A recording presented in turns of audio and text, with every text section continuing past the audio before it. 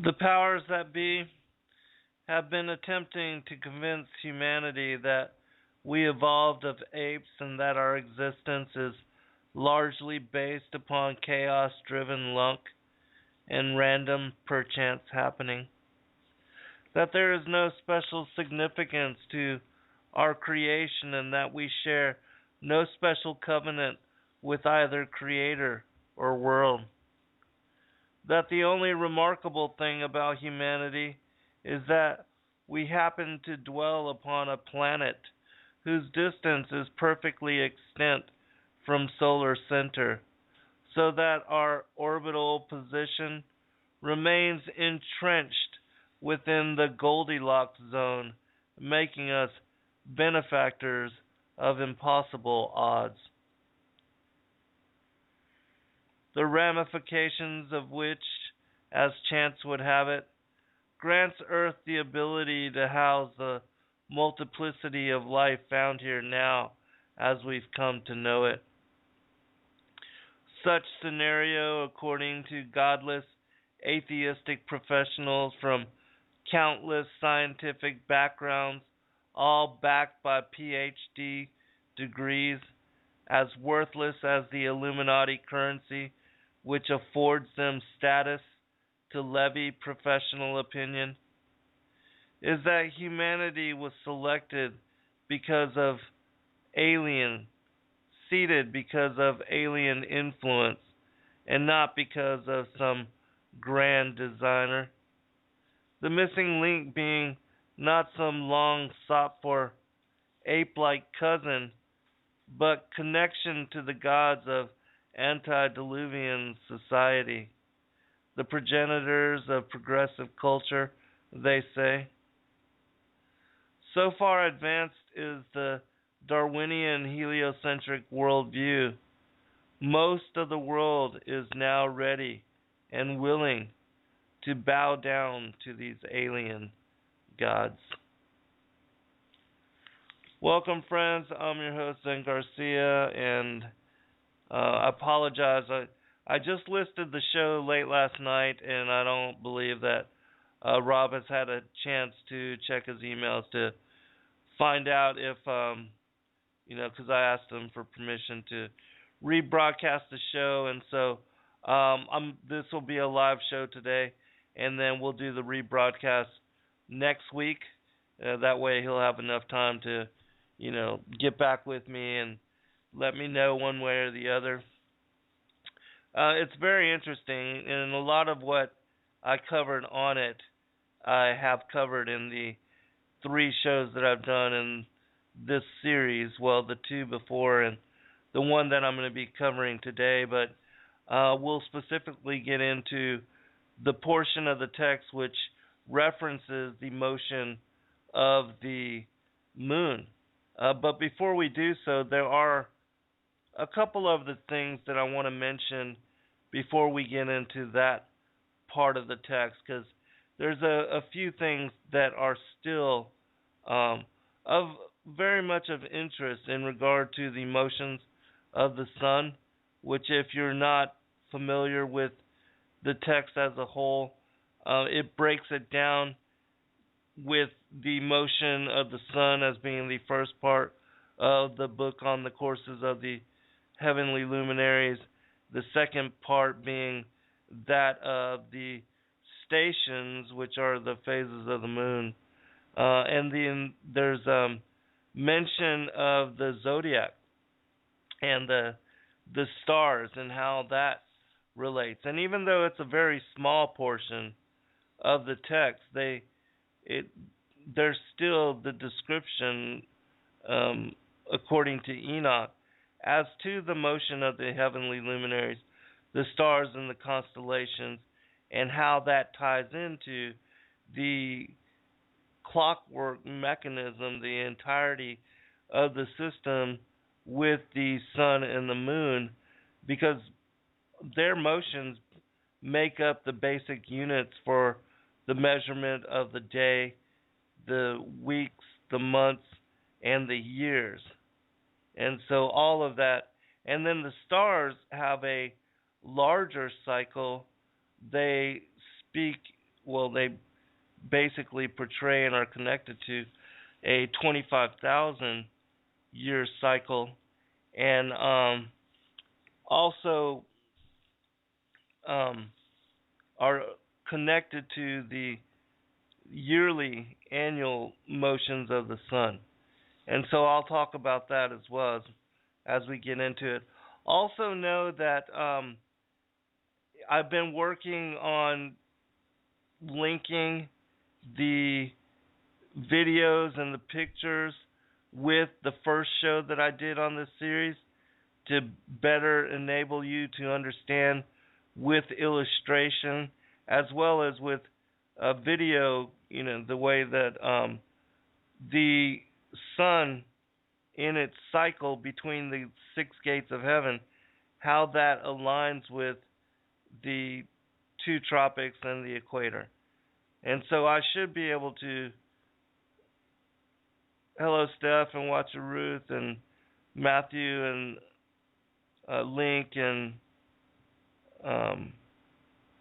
Sue and the rest of the guests and those of you that will come and join us later. I appreciate all of you and thank you for your fellowship. And so, but anyways, I'll be able to probably release that show sometime this week on YouTube, and then I'll send you the link. I'll post it on my Facebook page and I'll make it available. I'll also upload it to fallenangels.tv, and then when you watch that video, I'm sure you'll be able to grasp it in a lot more detail, and that it will also apply to what I'm covering in these 2 portions as well, with the motion of the moon and the heavenly luminaries. And so 3 things that I want to cover real quick before I go into a very interesting story is the lunar phases, the constellations, and the motions of the constellations, and also, let me pull this up, the seasons, which one of the questions that really got me and intrigued me in relation to the flat earth as area of study was how the seasons and the zodiac and the phases of the moon relate to the motions of the earth around the sun, and how it was that science has told us that all of them are created because of the earth around the sun, and the sun being stationary in the center of our solar system, and that its gravitational field is what holds all of these various planets in orbit around it.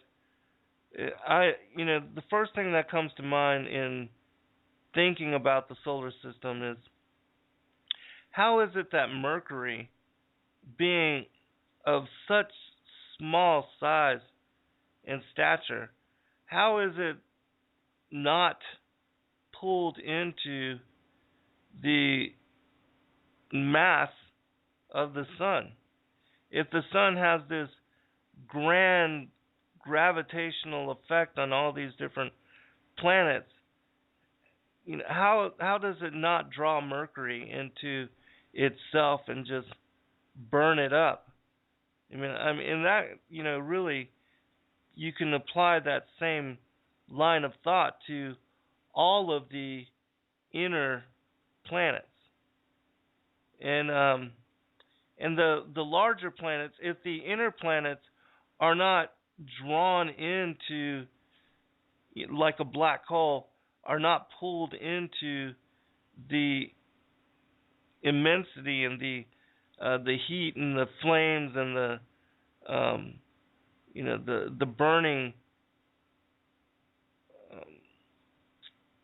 the flames of the sun in its the nuclear reaction that they say is going on in there, and those planets aren't burned up.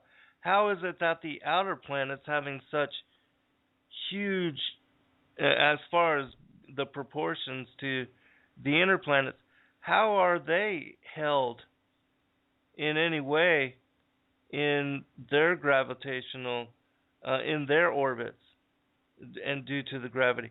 How is it that they are not just, lost and spun off and and drawn away, pulling away from the sun? How is it that this magical force of gravity can distinguish between the sizes, the mass, and the proportions of these different planets to hold these large, huge planets in orbit at these medium distances, and not draw in to itself these smaller, very small proportion planets, and also hold Pluto, even though it's been declassified as a planet? Does that make any kind of sense at all? And along that same line of thought is, if we're living on a globe and there's people on the bottom side of it upside down, according to the globe model, and the whole world is upside down on the bottom side of this globe, how is it that the people and buildings and everything are held upside down to this particular spherical planet, the oceans and all the bodies of water on the bottom side of the planet, and yet a feather or a balloon is able to escape this gravitational effect, this magical gravitational glue? How is it that anything can escape? Because you would think that gravity would have to be so strong and of such degree in order to hold oceans and rivers and buildings and even people upside down on the bottom side of the planet, to have all that glued to the ground. How is it that anything can escape? Like even planes, how can they lift off? And hot air balloons, all that doesn't make sense to me in thinking about our living on a spherical planet. And so three things in relation to the Earth and to the orbit of the Earth are, how is the seasons, like, consider where we are even right now. And in 6 months, according to the orbit, because it takes 1 year for the Earth to orbit in a complete circle around the sun. And so in 6 months, we should be on the opposite side of the sun.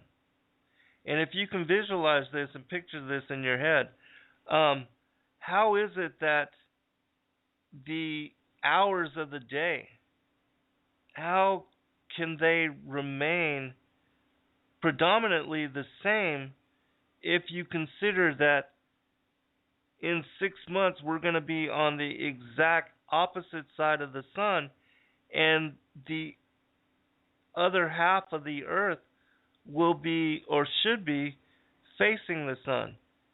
And giving that illustration, night and day should reverse in the hours which comprise them, so that the 12 hours which make up day to right now, in 6 months should be 12 hours a night, if we are actually in orbit around the sun.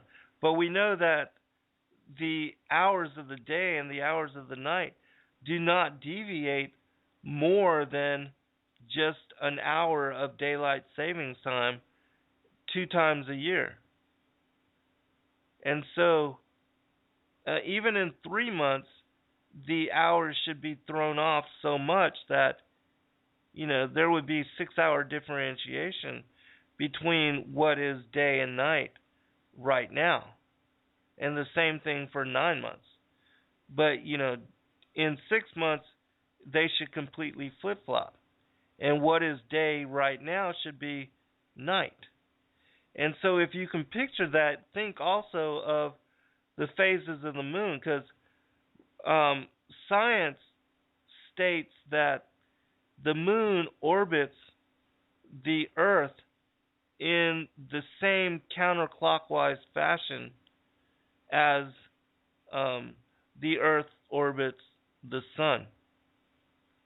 And and they say that the moon has a synchronous rotation with the Earth, so that from the Earth, when we look at the moon, we don't see any deviation in its spin or in its cycle over the course of the year. Because basically they say that the moon spins like a top, just like the Earth does, but because it's in synchronous rotation with the Earth, when we look at it, we don't see the phases of the moon shift in any great way, and therefore they can remain constant over the course of an entire year. Which, if you understand, and the way that Enoch describes the motion of the moon, is that it is spinning in clockwise motion just as the sun is, meaning that it moves from east, south, west, and then north, west, and then northeast, and then southeast, which is basically a circle, a giant circle. And so the moon and the sun move in the same way, clockwise around what is the polar north. But science claims that it moves in the opposite direction. And so, if you think about the phases of the moon, if the moon is in orbit around the Earth at the same time that the sun is the Earth is in orbit around the sun, as the Earth moves every 3 months, and even the same thing in 6 months, it's on the opposite side of the sun, the angle of which the sun's rays, because science also claims that the moon reflects the sun's rays, and that's what causes its phases to occur and to appear to us in the manner that it does, for the observers of humans on the Earth. But the angle for which the sun's rays would hit the moon would completely shift and be different as the moon was in orbit around the Earth.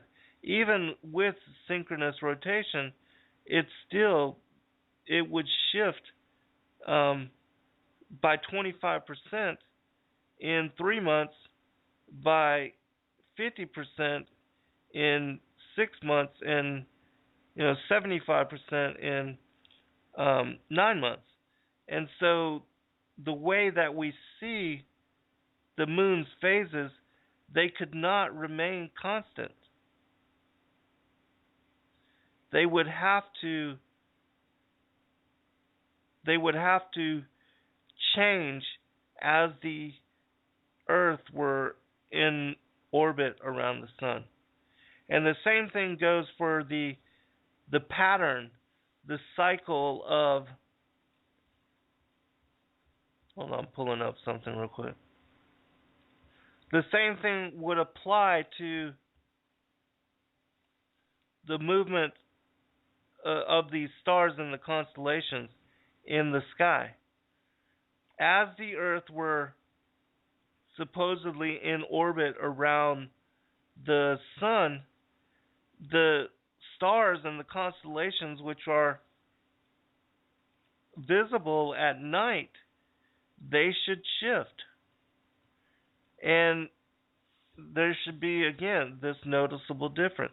Just as the hours of day and night should be affected, and the phases of the moon should also be similarly affected, the stars that are visible at night, the constellations which we can see, all of that should shift as well.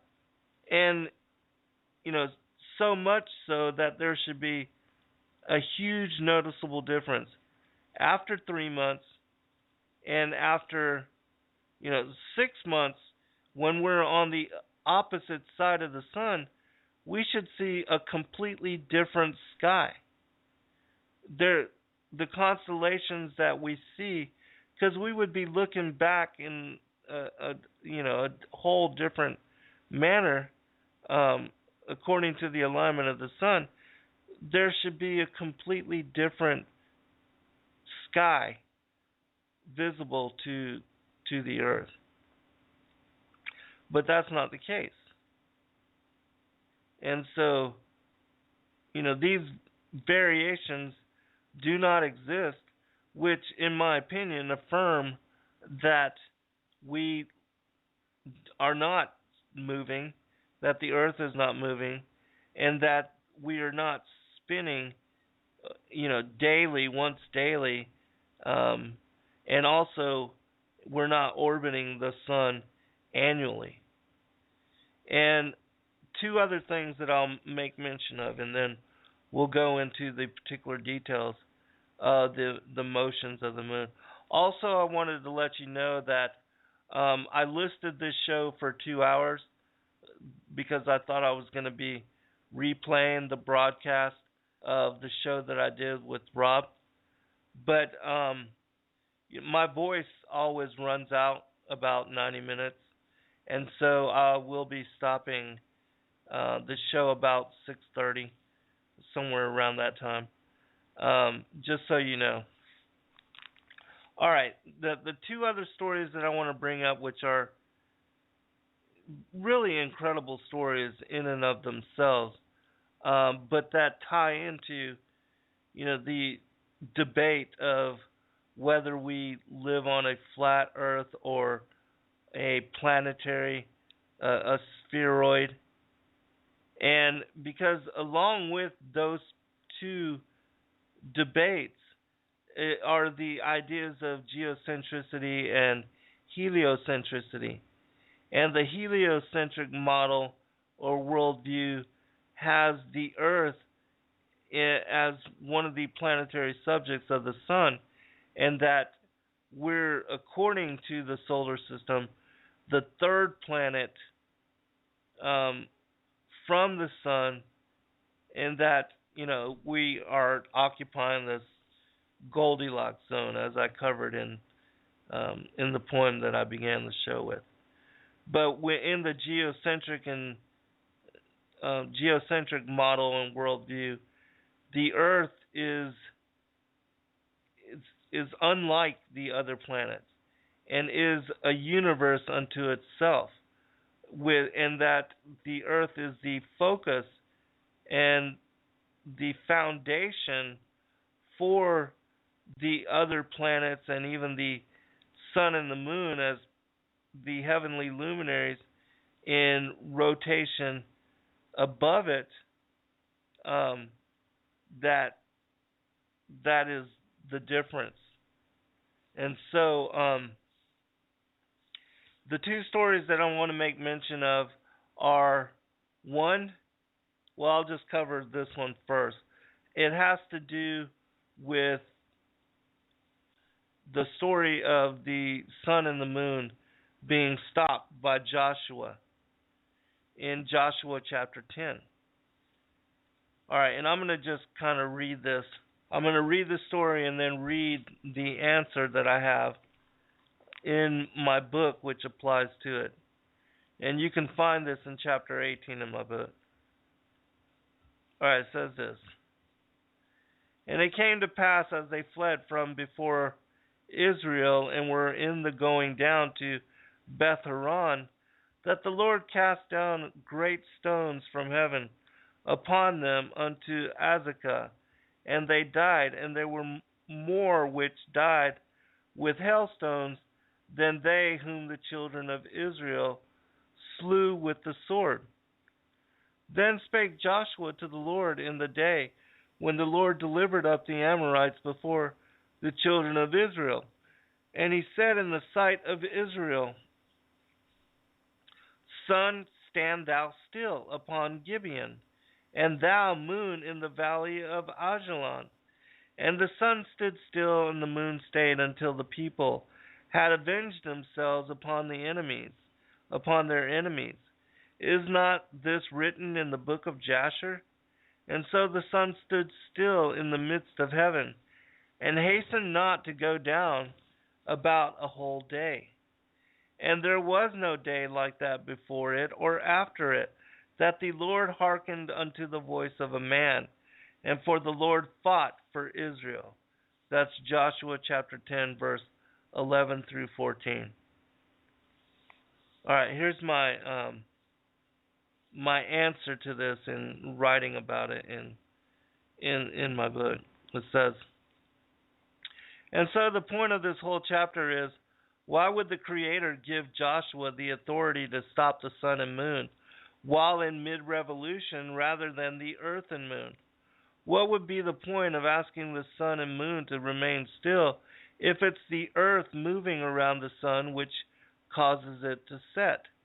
Wouldn't it make much more sense for the Most High to give Joshua the power to order the earth and the moon stand still rather than the sun and moon, since it would be the earth not spinning, which would prevent the sun from going down, as science asserts?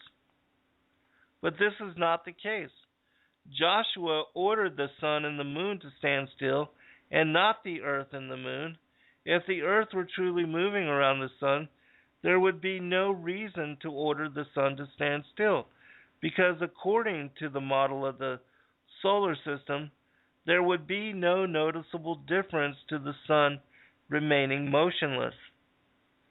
This is another confirming witness from the biblical scriptures avowing to the motion of the sun and moon above the immovable circular plane of the earth, as referenced in Psalm 19 on the tabernacle on the sun. I believe this to be a very point of distinction, and one that readers should scrutinize carefully, as it affirms why Enoch dedicates so many chapters to describing the motion of the sun and the moon, and 0 to the motion of the earth. Also notice that when the sun and the moon were stopped in mid-revolution and remained motionless in the heavens, that there were no major or even minor repercussions connected to their having done so. There were no mentions of any major consequences to the earth, no catastrophic earthquakes, pole shifts, tsunamis, lightning activity, or massive storms of any sort. Nothing other than the day was elongated for the time that the sun and the moon remained still in the heavens. Before leaving this topic, this is the second story that I wanted to make mention and cover before going into the motions of the moon.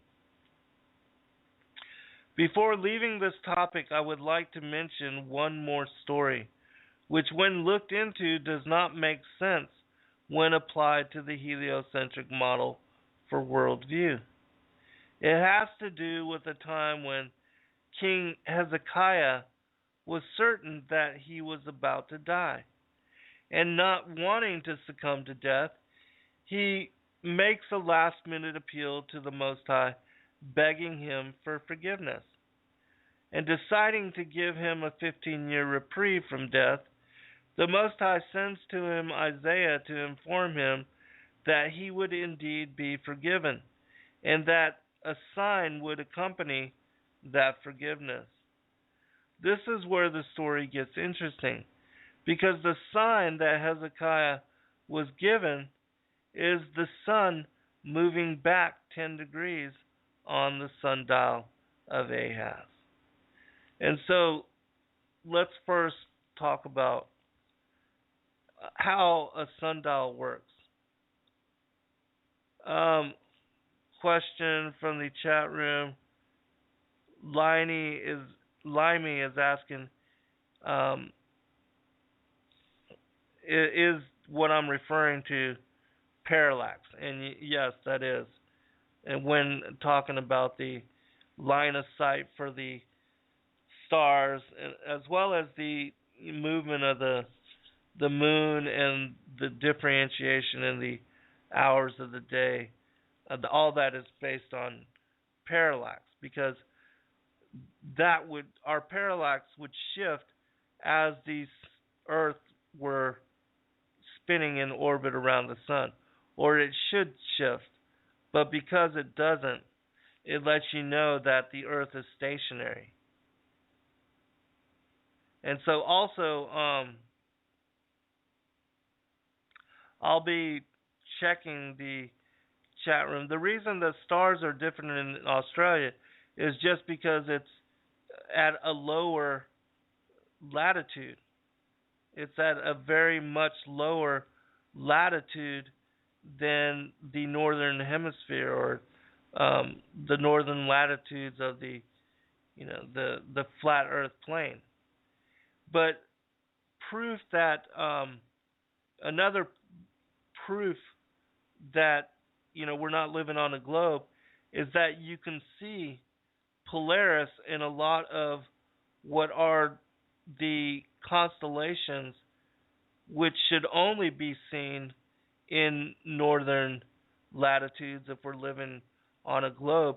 You can see those from southern latitudes, not all the way down to the very extreme southern latitudes, but going at least past the Tropic of Capricorn, which is 23 degrees south latitude.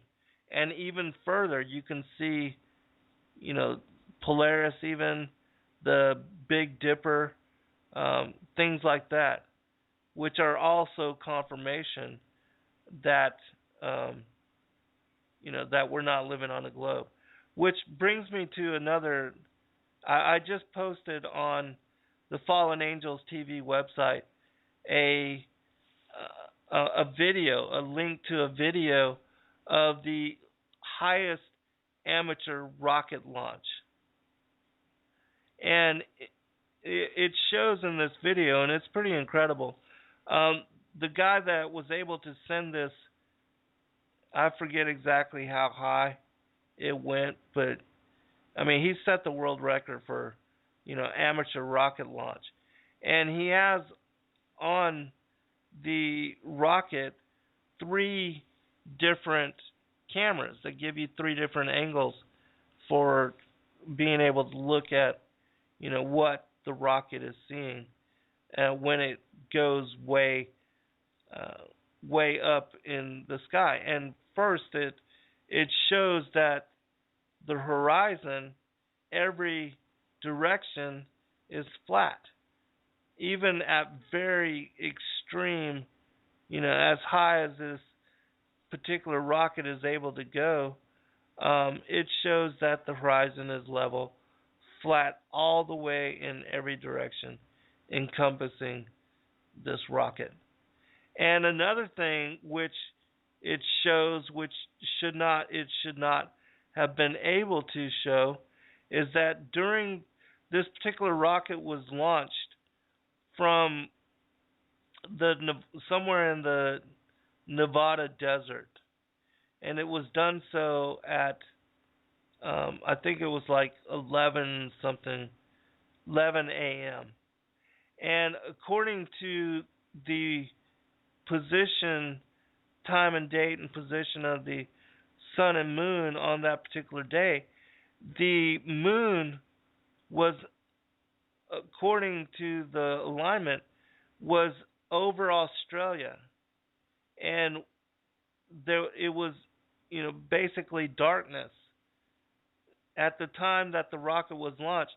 It was dark in Australia, and the moon, I think it was somewhere near full. It would be, because the way the full moon has alignment with the sun is that the full moon rises as the sun is setting, and then it moves through the night, and then sets when the sun rises. And so it was somewhere near the full lunar phase, and it was above Australia at the same time that the moon was, the sun was over on the other side, across from Australia. Which, if you look at the flat Earth plane, if the moon is exactly across in opposition and almost full, it will be on the flat Earth plane. It would be on the other side of wherever the sun is. And so as the sun moves, the moon also moves in clockwise orbit around the polar north. And so anyways, in the video, they were able to see the moon in, the rocket in the three videos. It captures the moon. It shows the moon, and that they were able to see it from these high altitudes, which should not have been on a globe Earth. That should not have been possible, which again verifies that we're living on a flat plane. But anyways, going back to, if I missed your question, just post it again. And let me see. Oh, Heaven is asking for the link to that video. Just go to fallenangels.tv. Watcher Ruth posted it in the chat there, so you can just click on that. And you can watch it for yourself. And the guy that posted the video, he explains it as well. How he even brings up the websites that you can go to basically check out where the moon and the sun should be, and how it should not have been able to be seen, but it was. All right, now I'm going to go to the story that I was talking about next.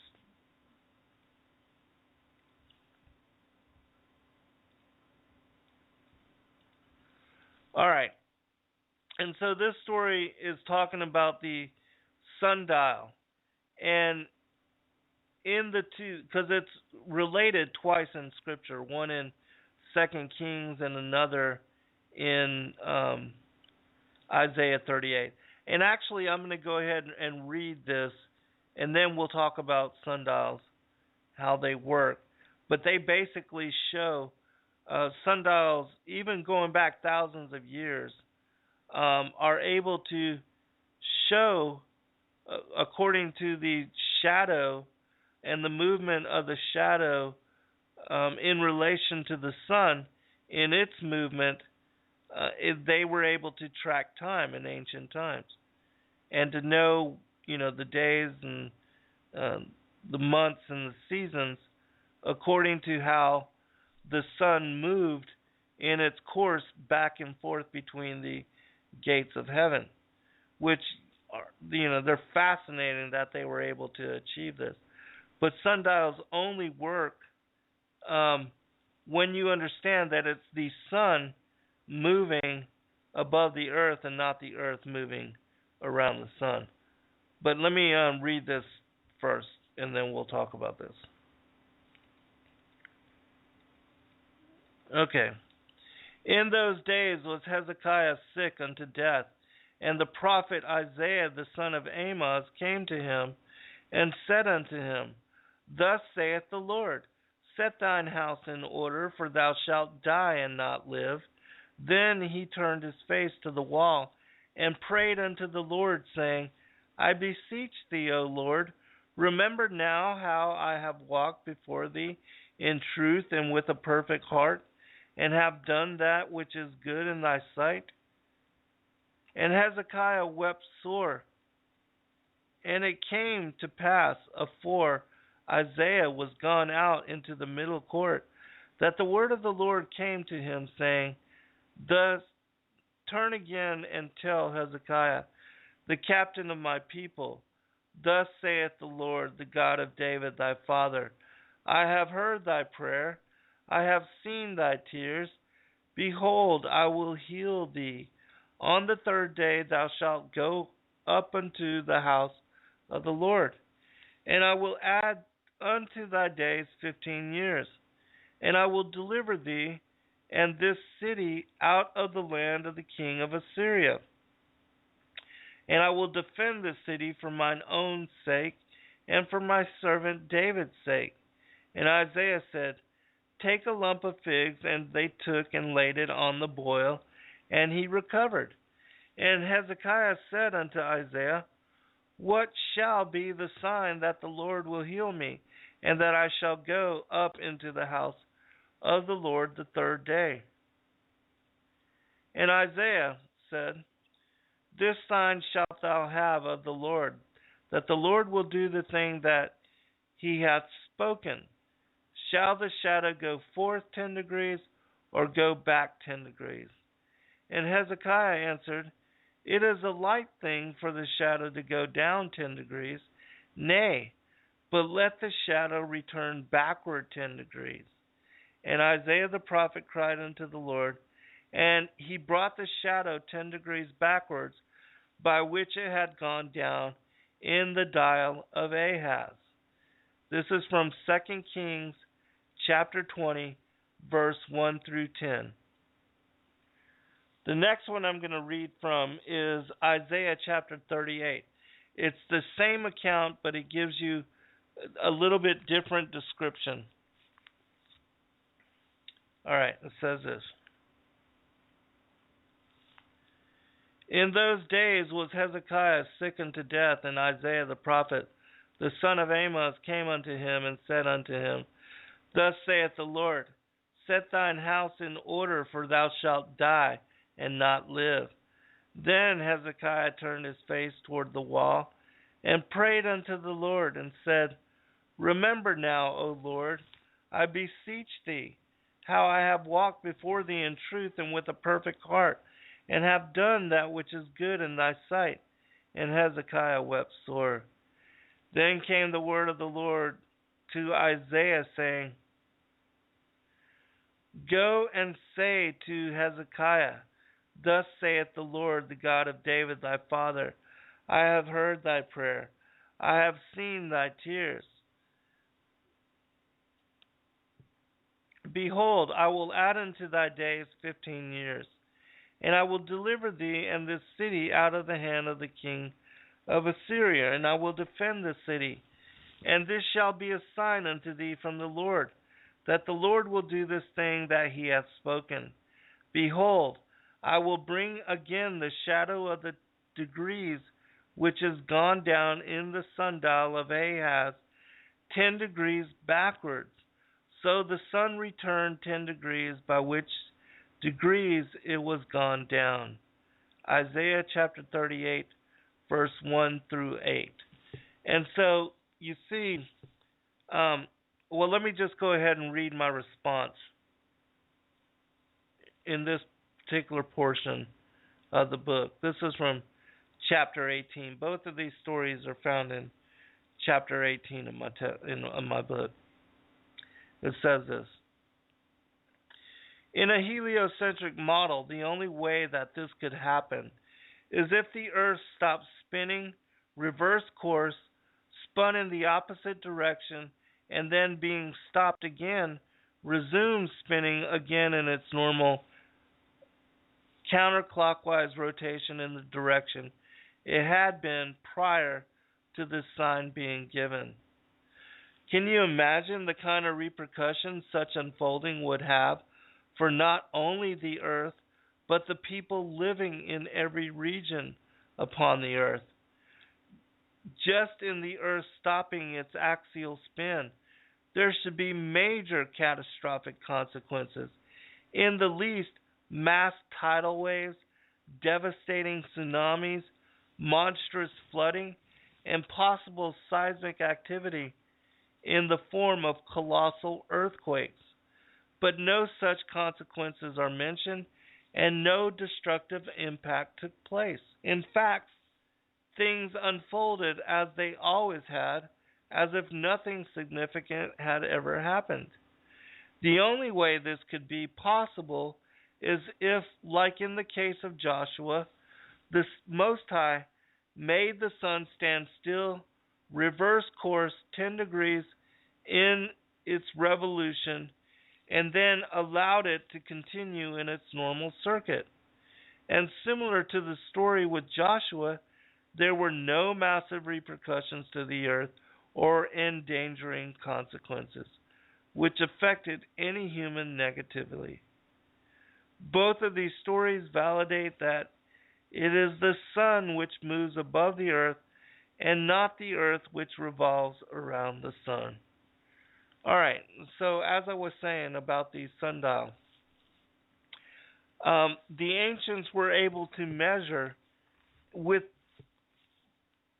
great precision, and I believe there's also some videos on the Fallen Angel TV website which show some of these very ancient sundials that are found in some of these really ancient cities, these old megalithic cities, and they still correspond and work to this day with the movement of the sun in the sky above the flat plane of the earth.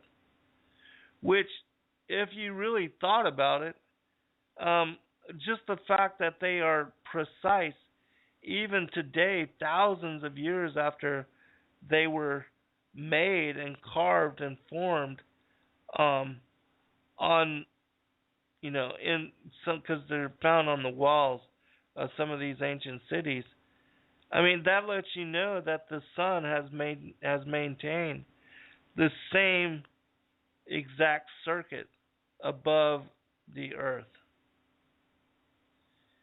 And I mean, it's remarkable that you can even create a sundial with such accuracy, but to have it, over the course of thousands of years, to remain in precise manner as the measure of time, lets you know that the sun has remained held a steady course in its circuit, which is just amazing in itself.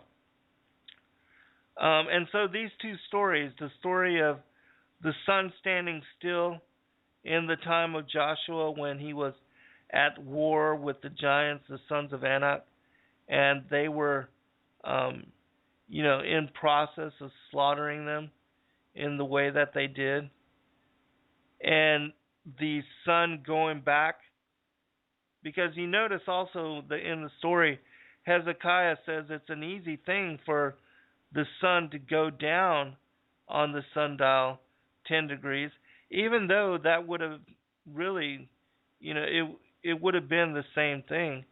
But because the sun is already moving in that kind of a direction, Hezekiah asks the Most High to move it back, because that would be a feat extraordinary unto itself.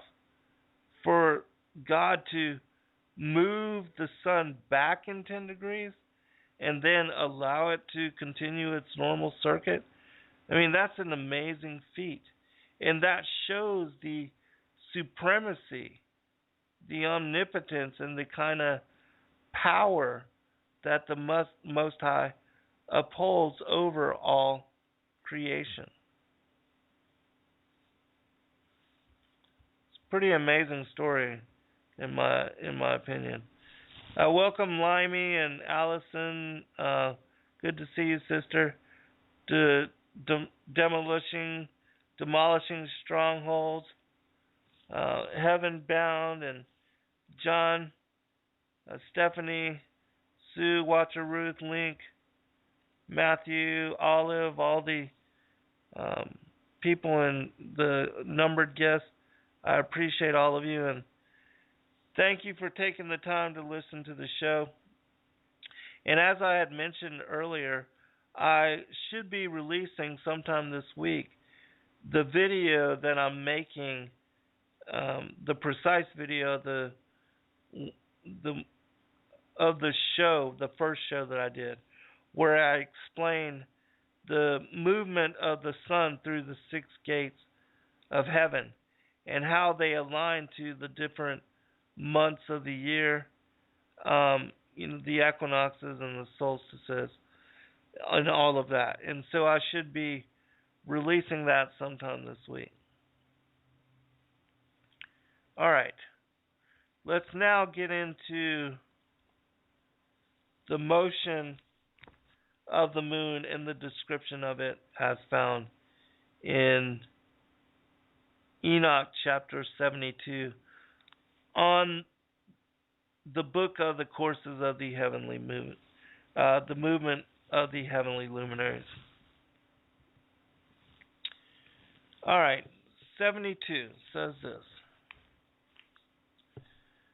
After this law I beheld another law of an inferior luminary, the name of which is the moon, and the orb of which is as the orb of heaven. Its chariot which it secretly ascends, the wind blows, and light is given to it by measure. Every month at its exit and entrance it becomes changed, and its period are as the periods of the sun. And when in like manner its light is to exist, its light is a 7th portion from the light of the sun.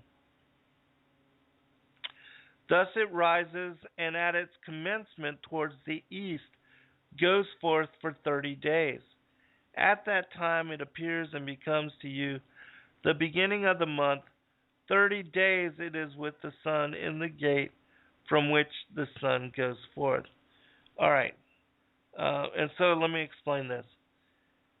Basically, because when I explain the motions of the sun, Enoch begins his description of it while the sun is right directly above the equator on the vernal equinox.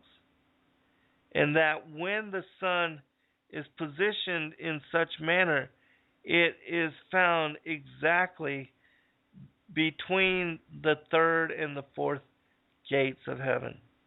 Because for those that were able to catch that show, I explained that the 6 gates of heaven are split up evenly between the Tropic of Capricorn and the equator and the Tropic of Cancer. And so the first 3 are numbered. The first one is right above the Tropic of Capricorn. The second one is right above it. And the third one is right above the second one and touches the equator. The 4th gate of heaven is between the equator and the Tropic of Cancer, and it is right above the equator.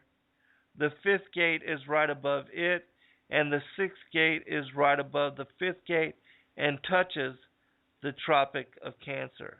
And the moon, it moves in the same way through the 6 gates of heaven. As the sun takes and will move through one of these gates every 30 days, the moon moves through these gates every 25 25.31 days, because that's the average of its. It takes that amount of time to go through its 4 lunar phases. And so the moon's movement through the gates is a little bit faster than that of the sun. And so that's also why there will be overlap, because the moon is spinning. It doesn't spin faster. The moon spins at the same rate every month. The sun actually spins faster the closer it gets to the North Pole. And I'll explain that too when I get to the portion about the midnight sun, which I should have already covered that, but I didn't. I guess I should cover that right now too before we go into. Okay, I'll go ahead and talk about that. The midnight sun is when the sun is directly above the Tropic of Capricorn. The Tropic of Cancer, which makes it's the closest to the North Pole center of any other portion of its circuit throughout the year. And being the closest to the Tropic of Cancer, which is the summer solstice, and I'll explain. I explained this, I believe, in the first video too. But during this time, because its circuit around the polar north is the smallest and the tightest, the sun moves the slowest of any other time of year. And because it moves so slow, and because its circuit is the smallest of any time of the year, there's a phenomenon called the midnight sun, where the sun can be seen above the horizon for days at a time. And it will actually never dip below the horizon, but will, in its full circuit, from east, south, to west, to north, and back towards the east, it will, throughout its full 24-hour duration, for days at a time, will remain above the horizon line, which on a planet,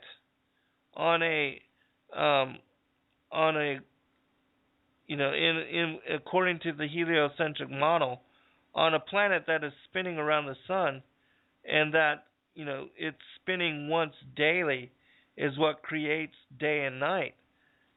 That's not possible. It's not possible for the sun to remain above the horizon on a planet that spins around it. Because 124-hour duration, the Earth has to spin in full rotation, and no matter where you are on the Earth, you cannot see the sun remain above the horizon line for more than never for more than 24 hours at a time. But the fact that you can see it for many days at a time, like 4 days, also lets you know that we are not living on a planet, on a globe-like planet that spins around the sun. And it's also the midnight sun as a phenomenon, because it's moving at the slowest that it, of any other time of the year. It basically bakes the Arctic North for the weeks leading up to and following the summer solstice, because it's basically moving so slow, it just lingers over the Arctic North.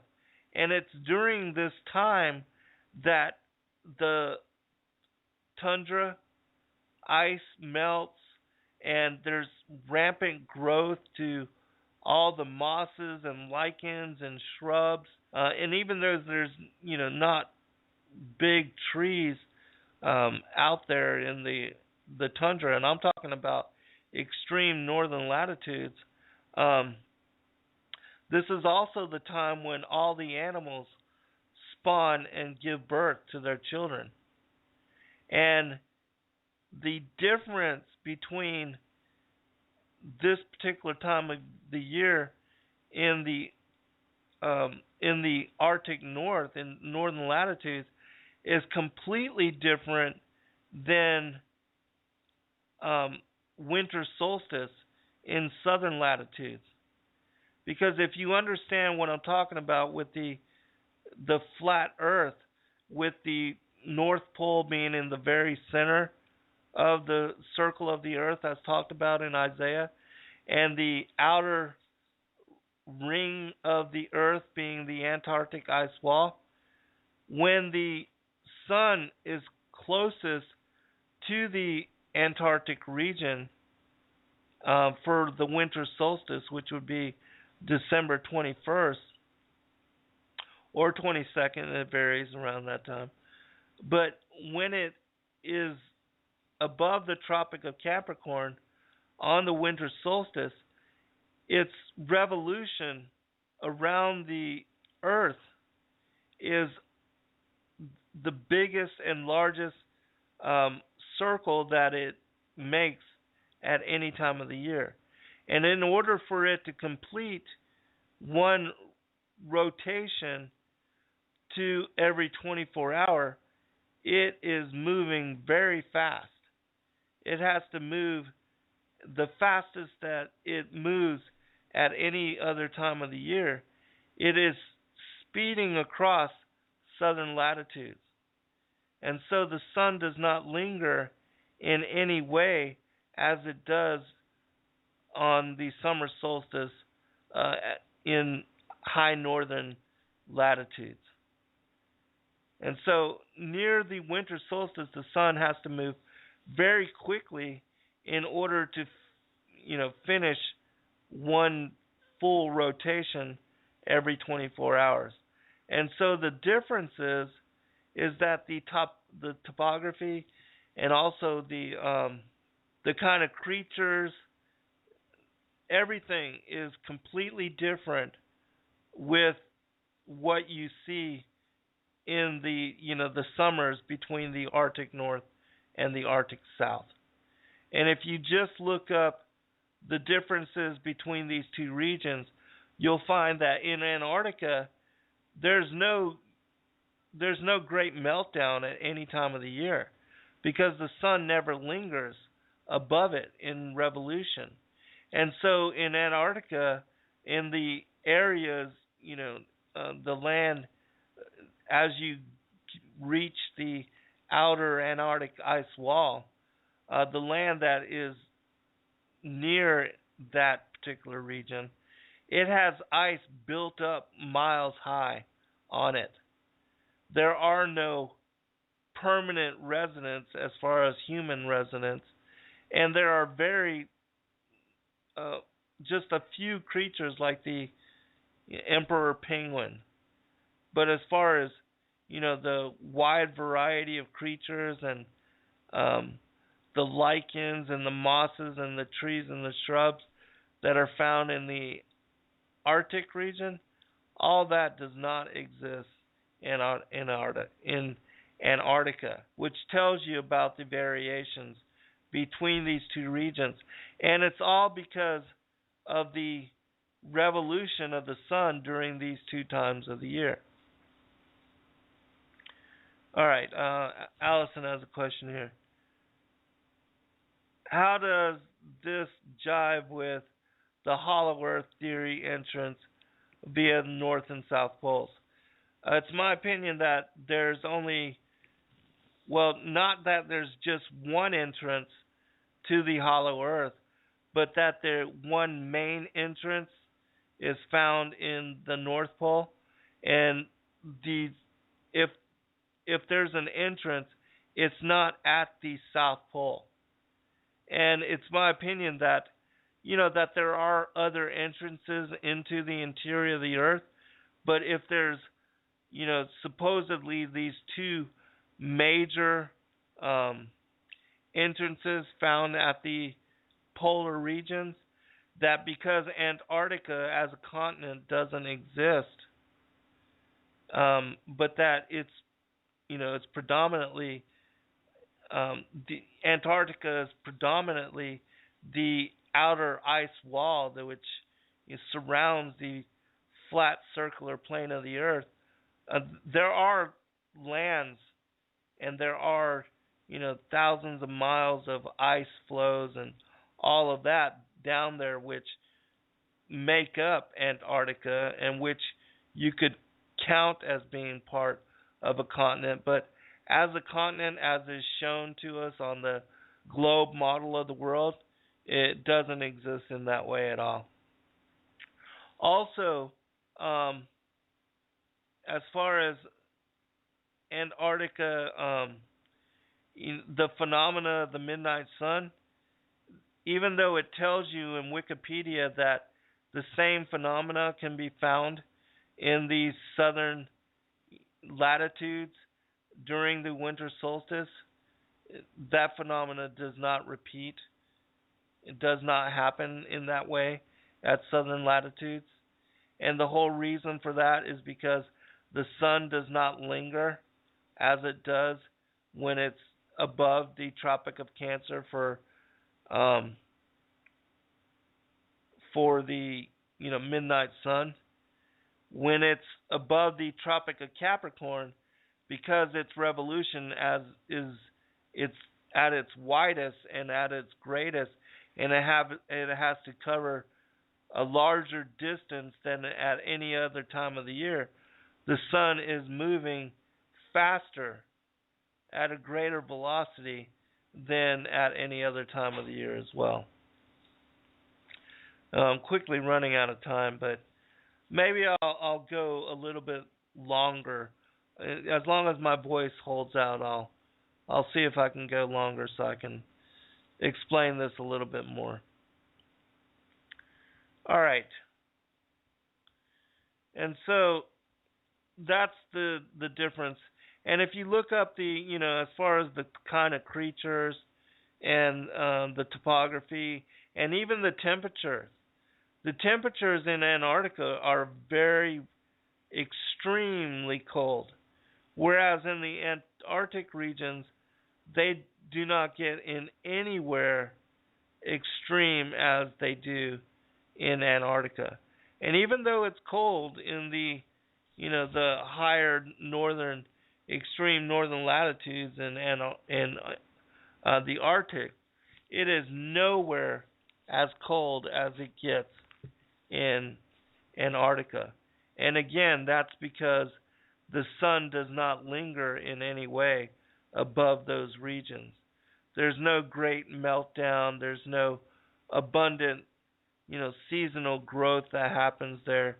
It's just a frigid, icy, cold area. The coldest area of the world is the extreme southern latitudes. All right. Continue on with the discussion of the motions of the moon.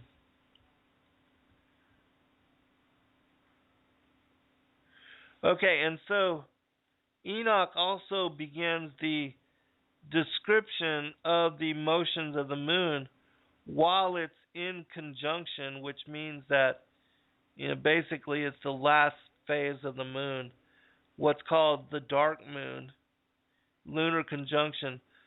Conjunction is when it is aligned with the sun, and it's during this phase that we cannot see it because the brightness of the sun outshines it and makes the moon invisible. But when when it is exactly lined up with the sun, that's when we have solar eclipses, or during the lunar conjunction. But when it's not exactly lined up with the sun, it's invisible in the sky. And it's during this lunar conjunction that it moves, it mimics the circuit of the sun, meaning that as the sun rises, it too rises. As it crosses the sky, it crosses the sky. And as it sets. But then it will, at the very end of the lunar conjunctive phase, right at sunset, because also I need to explain this to you as well. The moon has a slower and small, it's slower than the sun in its movement. And of course, the sun changes its velocity, its rate of speed, according to where it is in its cycle, in its movement through the six gates of heaven. It's moving at its fastest when it's close to the sixth gate and the summer solstice in the Tropic of Cancer. I mean, it's slowest when it's near the Tropic of Cancer. It's moving at its fastest when it's near the Tropic of Capricorn, on the outside near the first gate of heaven. But the moon has the same orbital speed all times of the year. It moves in the same manner. But every day, when it's in circuit with the sun, like in lunar conjunction, it will deviate from the sun's motion by 50 minutes every day, which causes it to go through its cycle, from lunar conjunction to waxing crescent to first quarter, to waxing gibbous to full moon to waning gibbous to third quarter to waning crescent, and then back to lunar conjunction. And so the appearance as it goes through these phases and these cycles gives it the appearance of moving counterclockwise in the sky, but it actually has the same clockwise revolution as the sun does. All right, I'll explain this more as we go through this portion of the text. Enoch 72:6 says, half of it is in extent 7 portions, 1/2, and the whole of its orb is void of light, except a 7th portion out of the 14 portions of its light. And in a day it receives a 7th portion, or half that portion, of its light. Its light is by 7ths, by 1 portion, and by the half of a portion. It sets with the sun. All right, and so basically what Enoch is saying here is that if you divide the whole of its light by 14, it increases and decreases its light by this 14th portion, which if you divide 1 by 14, you get the number 0714205 714205714. That's the percentage of light that it daily increases or decreases itself by.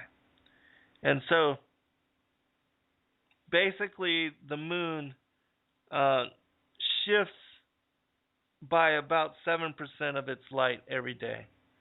It either gains or loses 7% of its light. And that's why Enoch was saying here that, let me read that again.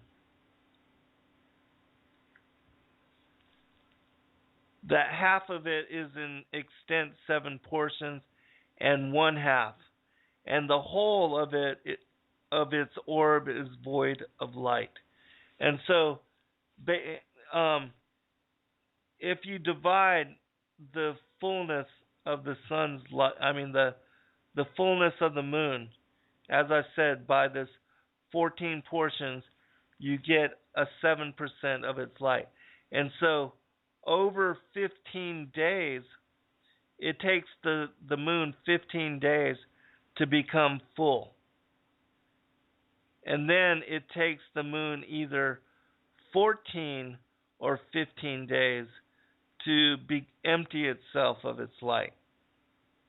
And the reason that variation, there's that variation, is because there's an overlap. And the lunar months alternate by 29 and 30 days. And so I'll explain that also as we go. All right, continuing. And when the sun rises, the moon rises with it, receiving half a portion of light. On that night, when it commences its period, previous to the day of the month, the moon sets with the sun. Now, this particular description is describing what I spoke about when I was explaining God's calendar. Enoch references the new moon as being connected to this particular day, Kadesh, what I called Kadesh, what I explained in the shows that I did on God's calendar. The Kadesh is the first day and first Sabbath of God's calendar, every lunar month on God's calendar. And the way you can determine Kadesh is it's when the moon becomes 7%, or the first day after lunar conjunction. When the moon is at least lit up by 7% of its light. That this is what the ancient Hebrews referred to as Kadesh. And this is also the first day of the lunar month on God's calendar. This is the day when they blew the shofar and announced to all of the people in ancient Israel, blowing the shofar across the land, they announced to them the first day of the lunar month. And this was also the first Sabbath. And if you did not understand what, thank you, Allison. If you didn't understand what I was talking about when I explained God's calendar, I'll run through it really quick. The first day of every lunar month on God's calendar begins with this new moon day. This new moon day is not counted, Kadesh is not counted as any of the day of these 7 day sabbatical weeks. And so the way that every month formatted on God's calendar is you have Kadesh as the first Sabbath and first lunar day, and then you have 6 working days leading up to the second Sabbath. Then you have 6 more working days leading up to the third Sabbath.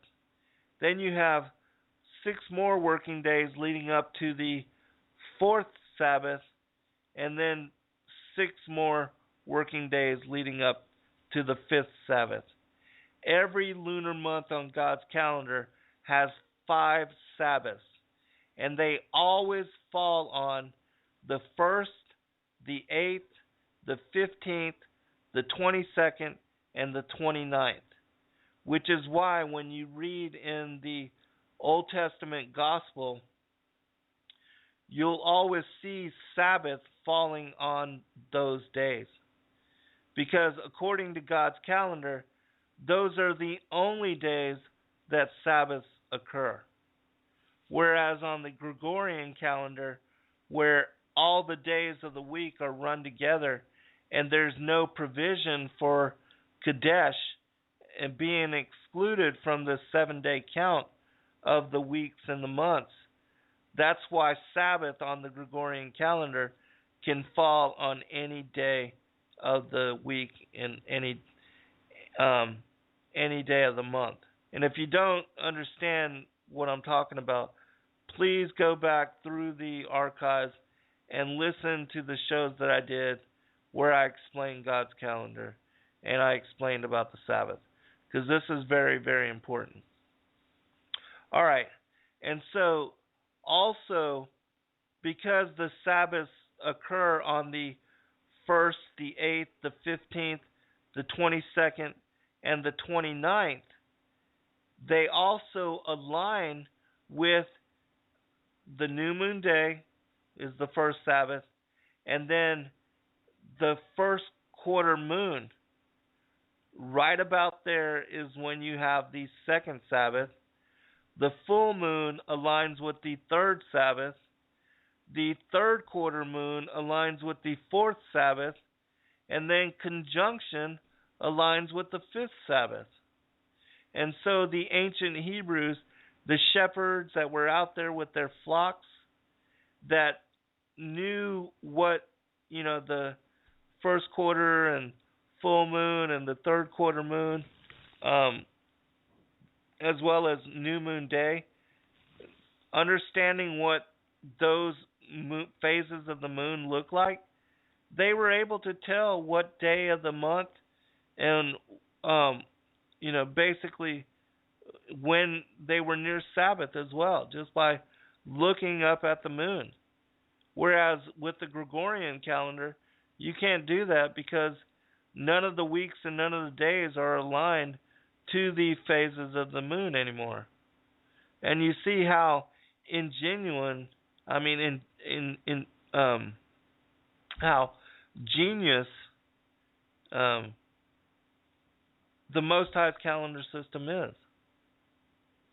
Because now, you can't go out and look at the moon and look up in the heavens and understand where you are in the week or how close you are to Sabbath, according to the timekeeping that we do with the Gregorian calendar. But with God's calendar and the ancient Hebrew calendar system, all you had to do was see the moon. Even if it was cloudy for a week or 2 weeks, once you were able to see the moon, you could basically determine what day and what month. Even if you had been locked up and in prison and kept in a dungeon for, a year, once you were let out and you knew what season it was, you could basically gauge where you were during the calendar year. And you could realign yourself with Sabbath just by watching for the new moon the following lunar month. And so, this God's calendar system is absolutely ingenious. All right, continuing.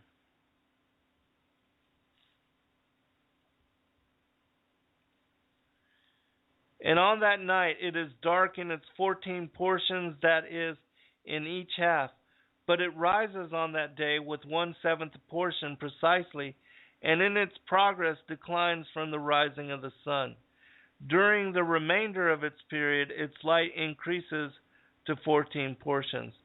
And so basically this particular, Enoch begins his description of the motions of the moon and its phases by pointing out to you exactly what Kadesh is. Because this is the day that sets off God's calendar and establishes the other 4 7-day sabbatical weeks.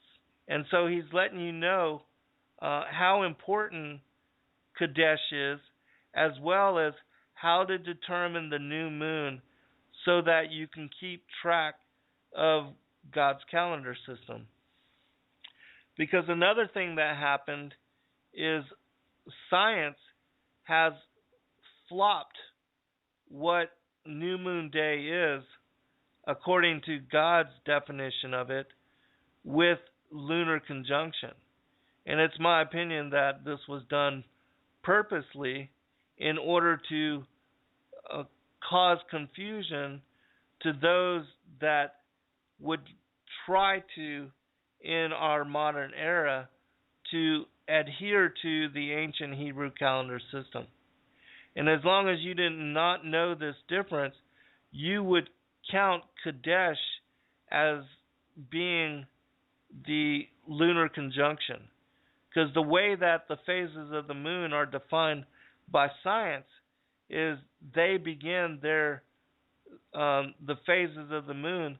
New moon is actually lunar conjunction, or the dark moon, according to science, which on God's calendar system,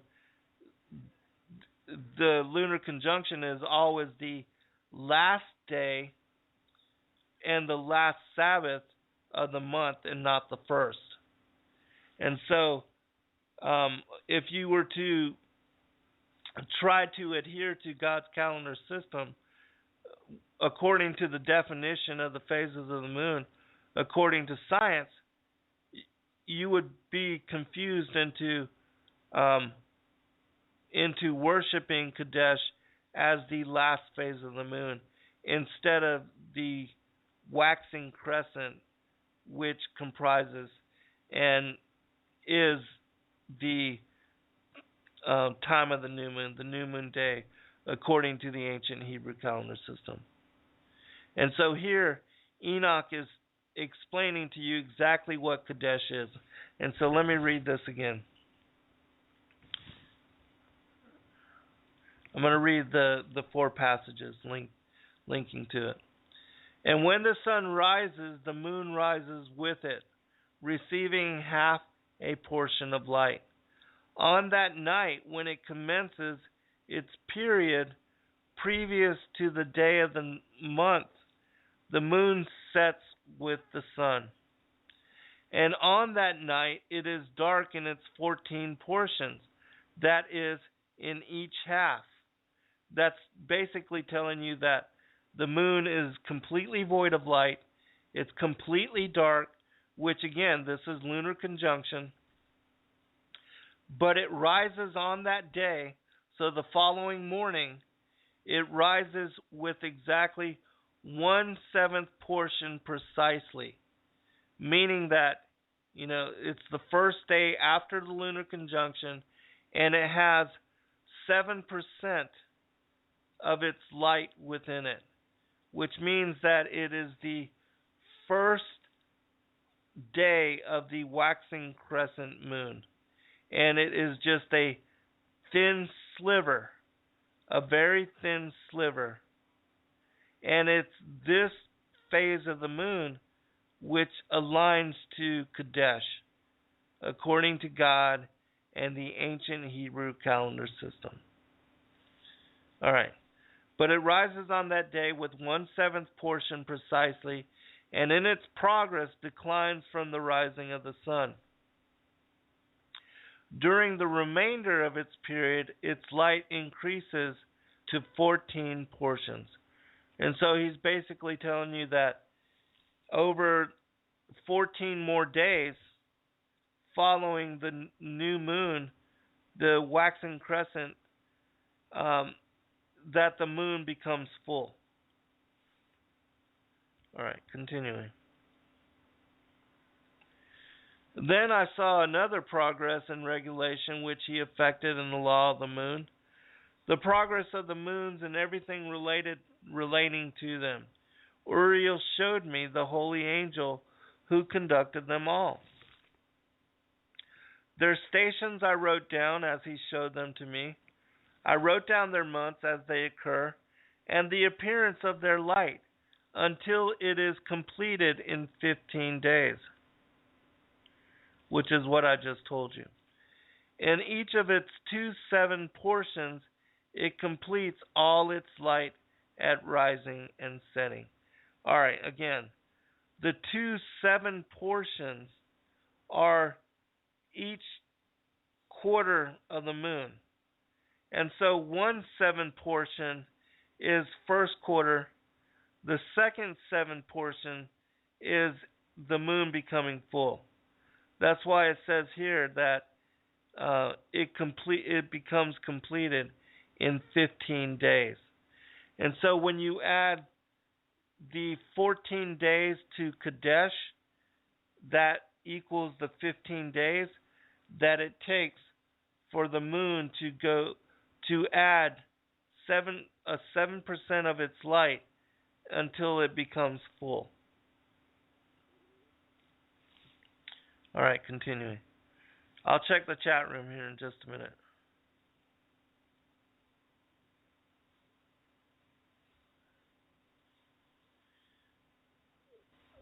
Okay.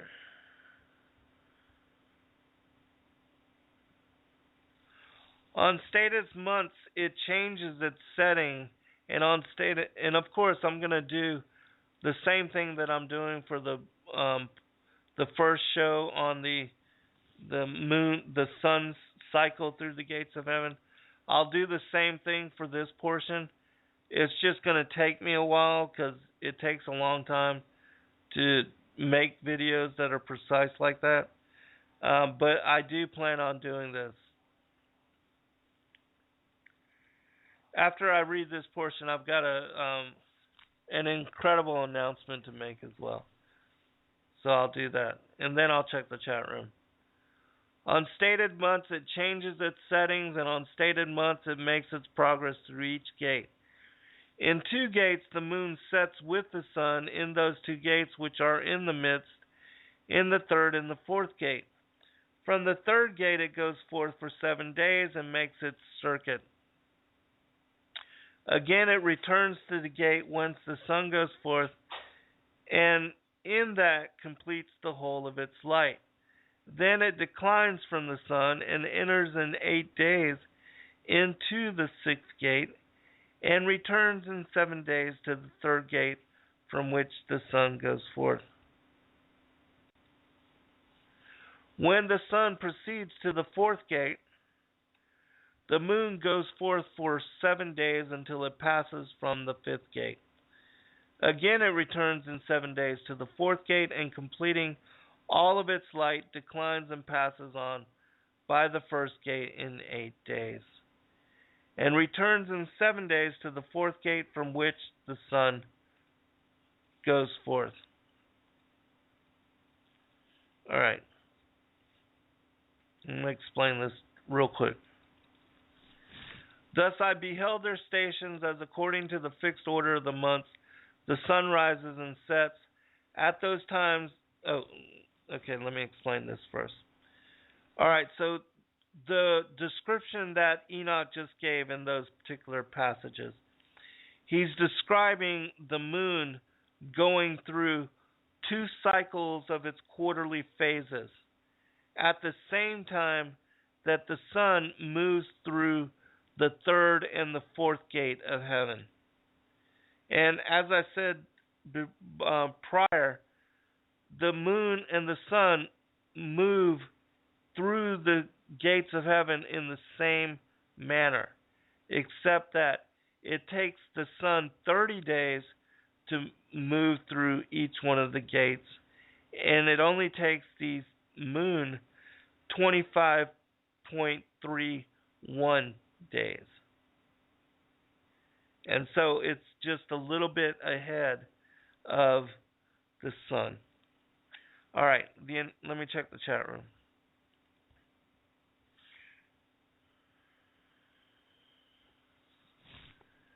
All right, Allison asks, why have they led us to believe the world is a globe? That's a really good question, and it's one that I've been thinking about, and the best answer I can give to that is that it demotes the earth as being the focus of what we know as universe. And because we know the Masons are also sun worshippers, it makes the sun the preeminent focus of the solar system. And in demoting the earth and making the sun the focus of the solar system, they are also able to perpetuate the lie that there are many other planets out there which are exactly like the earth, and that all of these earth like planets, that as long as they are in the Goldilocks zone and in orbit around whatever star they are in orbit around, that life can evolve as it has here on the earth. Which, the whole Darwinian belief system that life evolved from simple celled amoebas to more complex degree of beings to eventually, even humans as a complex system that we evolved of apes.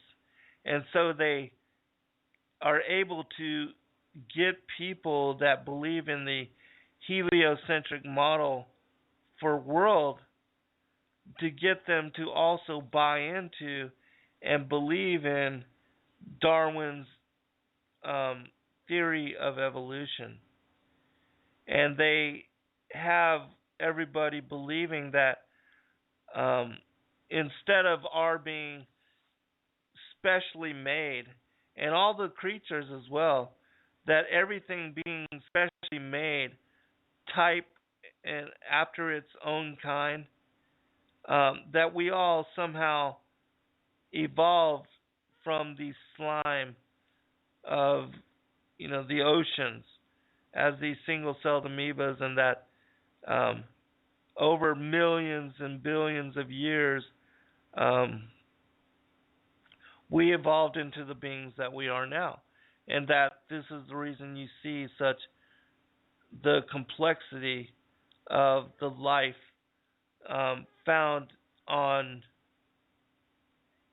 on this planet, that all of that came about because of evolution.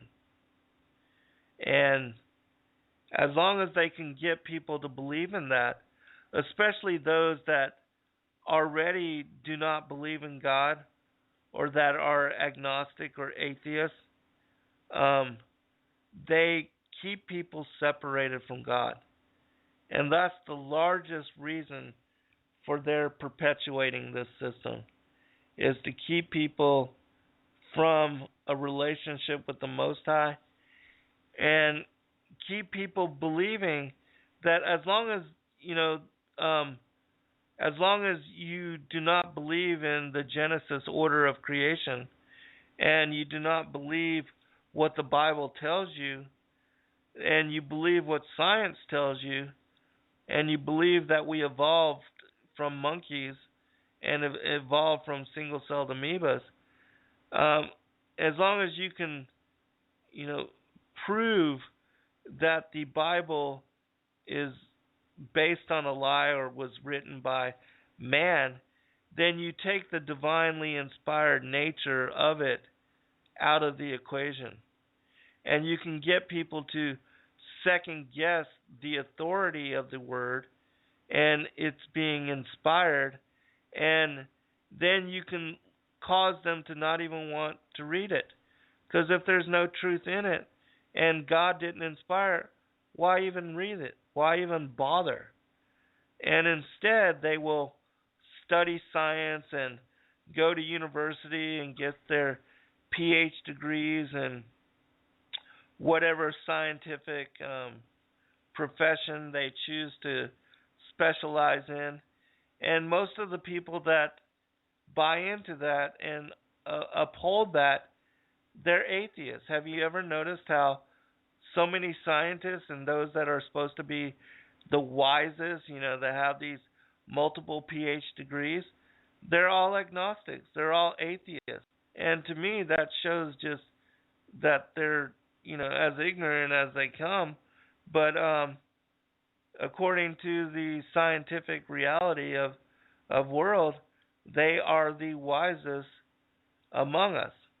And, their professional opinions count more than most others. All right, I saw a couple questions, so let me answer this. And so they can keep us from believing in the earth as being a specially created place, that it just happened to evolve, as well, like all the other planets out there. And they keep us from believing that we have special covenant with the Creator, or that we were made in the image of the Creator.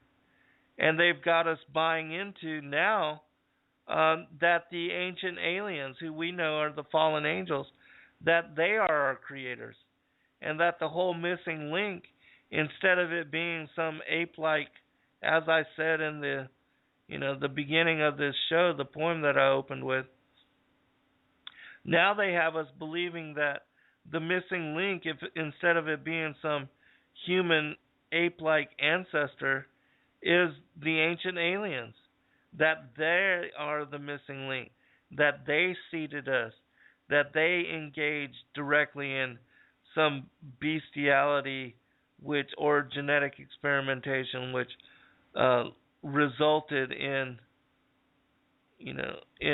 modern humanity. And so that's the new religion, that's the neoteric theology of today, is that the ancient aliens seeded us. That's the New Age philosophy. That's the religion of science and New Age. All right, you're asking about lunar eclipses.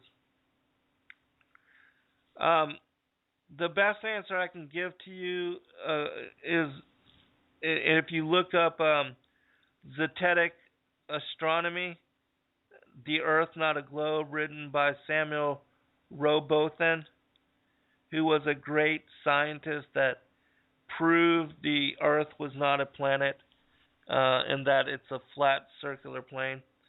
And he's also Christian-minded and has great respect for the scriptures. Lunar eclipses have happened where both the moon and the sun were still both above the horizon. And according to science, lunar eclipses occur because the Earth is between the sun and it casts its shadow upon the face of the moon. And that this is what causes lunar eclipses. But in the flat Earth model of the world, the moon and the sun are always above the Earth. And so the Earth cannot come between them to cast a shadow upon the face of the moon. And so what is the shadow that we see which eclipses the moon? In my opinion, it is some object that we cannot see like the sun and the moon, but that it's some dark object, and I don't know where it goes or what makes it happen to appear during lunar eclipses, but there has to be some object out there which is causing this, because it absolutely is not the shadow being cast off the Earth which causes the lunar eclipse. And a lot of people, when they're confronted, those that believe in the heliocentric model, when they're confronted with the fact that there have been numerous lunar eclipses cited in history where the sun and the moon are still both above the horizon of the Earth and plainly visible in the skies at the same time, and the moon is being eclipsed, well, that in itself lets you know that it's not the shadow of the Earth, even though they claim that the Earth is, It's the refraction of the Earth's shadow which is causing the lunar eclipse. That's not the case. And so, in my opinion, there's some object which is not visible, does not give off light,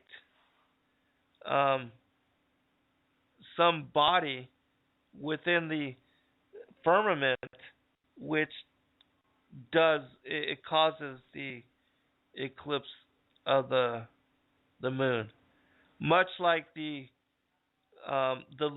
dark moon eclipsing the sun. That this particular body has to eclipse the moon in the same way that the moon eclipses the sun in the solar eclipse, which is the best answer I can give to you on that. All right, there's a couple other comments here.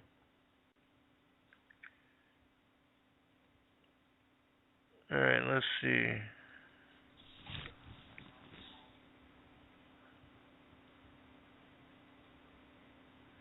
All right, Heaven says, the deception is so great and so sad. Yes, and they don't have to be held accountable to no one but themselves. It's so true, brothers, and my son is one of them. Yeah, most of the world is. I mean, most of the world buys into and still holds on to the heliocentric model world. All of us did as well. It wasn't even, I think it was in June that I even began pursuing this study. And Samuel Robothan. Let me see if I can find it for you real quick.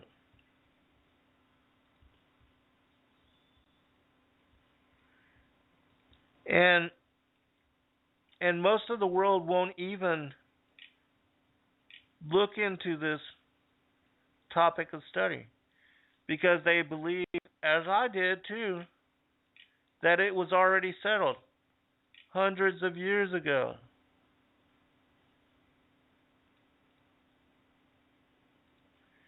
And that, the greatest minds in the world settled it. I'm looking for it because there's a copy of it.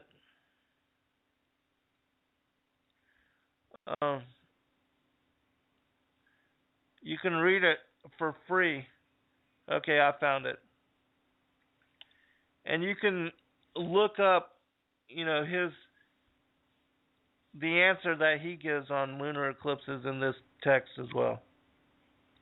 You can find it for free there at sacredtext.com. I would definitely recommend people read this book. It's a fascinating read. I've got it in hard copy because I don't like to read from the computer. But I will pick up next week with, hopefully I'll hear back from Rob and I'll be able to rebroadcast the show that I did with him. Also, hopefully I'll be done with the video that I'm making on the first in the series, the first show that I did on the Flat Earth as Key to Decrypt the Book of Enoch. And also, those of you that are interested in my book, give it one more week before you order it. Even though it's available, I want to add one more thing. And so please do wait one more week before ordering it. I appreciate all of you and thank you for your time and for hanging in there with me on this particular topic. I know it's a very controversial one and that so many people consider it to be a ludicrous subject to even pursue in investigation. And as I said, that most of the world believes, as I once did, that the Earth is in orbit around the sun. And because they do so, they will never be able to understand the book of Enoch in the way that I decrypted it in this particular text, and they will never be able to understand their Bible in the way that you and I are now able to grasp it. Just like the stories that I opened the show with on the Joshua making the sun and the moon stand still. Also know, Dr. Allison, I will be sending you an email here very soon. I've just been crazy busy with the endeavors that I've been focused on. Oh, also, one last thing. I've got incredible announcement to make. After I'm done with this book, I'm going to be working with two translators from the Thracian church, and we are going to be translating the Thracian Chronicles into English and making them available to the English-speaking Western Christian world for the first time in the history of the Thracian Chronicles. And as I said in the shows that I did on for the book of Atum and Ua that I read, the series, which is a Thracian text, it's, the Thracians are the first Christians. They predate the Sumerians by 1,500 to 2,000 years. They knew that Yeshua was going to come and die on the cross, and that he would offer himself as the Passover lamb to bring a forgiveness to humanity. They knew that he was the Son of God, and they knew that God had a son. I mean, and there's fascinating texts linked to the Thracian Chronicles, that whereas the book of Atum and Ua was like 70 to 90 chapters, the Thracian Chronicles are over 700 pages, and they encompass numerous books, one of which I read one chapter from the book of Longinus, who was the Thracian soldier that pierced the side of Christ, and the blood of Christ dripped into his blind eye and healed him, and he became a disciple of Christ after that. One of the other texts that I'm going to be making available sometime soon. And there's my other friend is translating right now a book called the Chronicles of Navi, whom I've never even heard of. And so I'm looking forward to just being able to read these texts, but to be able to help in translating them and make them available to you. I'm thoroughly excited. So that will be the focus of my next endeavor after I am fully completed with this book. God bless all. May the Most High watch over each and every one of you, and thank you for praying that my voice would hold out. It did. Good night, all. God bless. Love you all. In Yahushua and Yahuwah's name I pray.